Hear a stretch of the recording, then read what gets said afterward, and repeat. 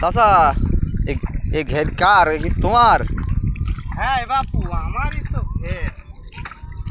তাই এই ঘেরের তো মালিক বোঝা যায় না। এই ঘের তো মানে দেখিনি কারোর আষ্টি।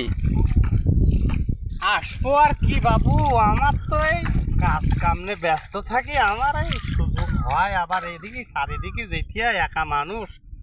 একটু খাদ্য খোরাকি না দিলে পানি পোকা কনে কিংবা কি আছে, আমি কি কি কি বলবো, এদেরও তো একটু খাদ্য খোরাকি দিতে হয়। না সে তো দিতে হবে। তাই মাছ টাছ আছে তো ঘেরে? তো মানে খাদ্য দিয়েছেন দেখতেছি, তো হ্যাঁ। মাছের কোনো কোনো দেখতিস নি? ওই বাবু আল্লাহ ভরসা, পানি পোকা কি কি হবে, এতে তো আমার আপনার হাত না।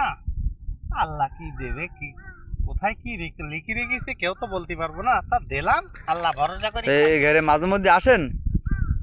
ওই আসি আবার আসিনি, অন্য অন্য দিকেও যাওয়া লাগে, কাজ কাম তো একদিক না, চারিদিকে একটু